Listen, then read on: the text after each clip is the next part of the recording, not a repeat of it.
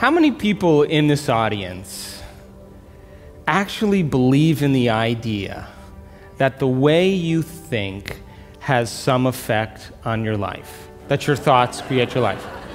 You believe that, yes? So how many people here actually woke up this morning and consciously created a future?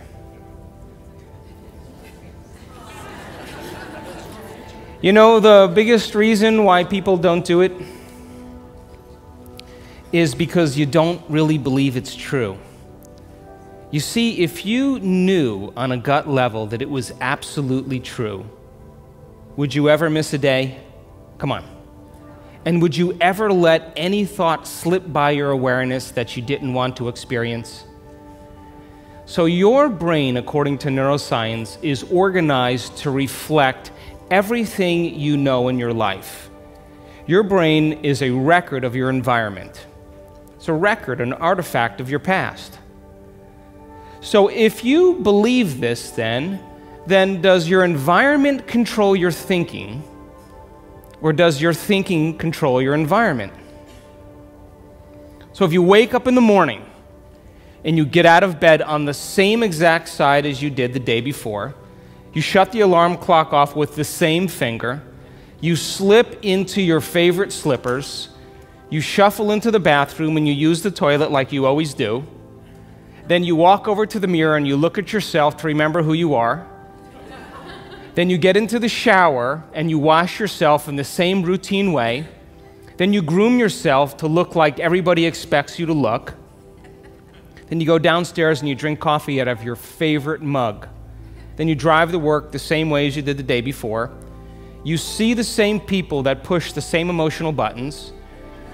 You do the exact thing that you know how to do and you memorize and can do so well that you're an expert at. Then you hurry up and rush home so you can hurry up and check your emails, so you could hurry up and go to bed, so you can hurry up and do it all over again. Now, here's my question. Did your brain change at all that day? We could say that you were thinking the same thoughts, performing the same actions, that create the same experiences, that produce the same emotions, but secretly expecting something to change in your life. Would you agree? So then, as the environment turns on different circuits in your brain, you begin to think equal to your environment. As you see the same people and go to the same places and do the same things at the same time, it's the external environment that's turning on different circuits in your brain, causing you to think equal to everything that you know. And as long as you think equal to everything that's familiar or known to you, what do you keep creating more of? Same life. Now, the quantum law is still applying to you. You're just thinking equal to everything that you know, and you keep creating more of the same. To change, to truly change, is to think greater than your environment. And every great person in history knew this. Whether it was William Wallace or Mahatma Gandhi or Martin Luther King or Queen Elizabeth I or Joan of Arc, they all had a vision. They all had an idea. Couldn't see it, couldn't smell it, couldn't taste it, couldn't feel it, but it was alive in their mind. It was so alive in their mind that they began to live as if that reality was actually happening now. So can you believe in a future that you can't see or experience with your senses yet, but you've thought about enough times in your mind that your brain is literally changed to look like the event has already happened? Neuroscience says it's absolutely possible. Now, your personality creates your personal reality. That's it. It's that simple. And your personality is made up of how you think, how you act, and how you feel. So the present personality who's sitting here today, you, has created the present personal reality called your life. Would you agree? Would you also agree then, if you wanted to create a new personal reality, that on a fundamental level you would have to change the thoughts that you are thinking, the behaviors and habits that you're demonstrating, and the emotions that you've memorized that's become part of your identity? And most people try to create a new personal reality as the same personality, and it never works. We have to become somebody else. So then, as you keep thinking the same thoughts, performing the same actions, and living by the same experiences that produce the same emotions, there's a principle in neuroscience that says nerve cells that fire together wire together. And if you keep repeating the same states of mind and body over and over again, your brain begins to fire in the same sequences, in the same patterns and same combinations. And whenever you make your brain work in a certain way, that's called mind. Mind is the brain in action. So as you remind yourself every day who you think you are, you're causing your brain to fire in the exact same ways. And as they fire and wire in the same patterns over time, the brain moves into a very finite signature, and that's called your personality. Now, that box in your brain isn't literally a box, but it's the most commonly wired, neurologically fired programs that run redundantly because we keep doing the same things over and over again. To change your mind, then, is to make the brain work in new sequences and new patterns and new combinations, to begin to make the brain work differently. And the one ingredient that allows us to do that is knowledge or information. Because every time you learn something new, you make a new connection in your brain. That's what learning is. Learning is forging new connections. Remembering is maintaining or sustaining those connections. So now, every time you have a thought, you make a chemical. And if you have a great thought, or an unlimited thought, or a joyful thought, you turn on a set of circuits in your brain that fires in a very specific sequence, pattern, and combination, that produces a level of mind, that turns on another part of the brain that makes a chemical for you to begin to feel exactly the way you were just thinking, great or unlimited or joyful. Now, if you have a negative thought or an unhappy thought or a self-depreciating thought, you turn on a different set of circuits and a different combination, a different sequence, and a different pattern that produces a different level of mind.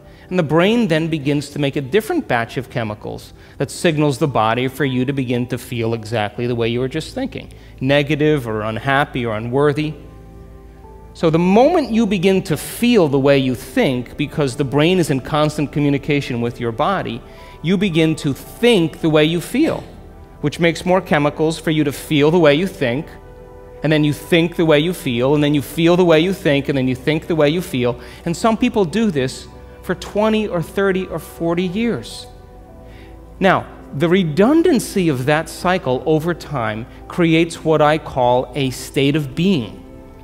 And a state of being is when your mind and body are working together, or your thoughts and feelings are aligned to a concept. So thoughts are the language of the brain, and feelings are the language of the body.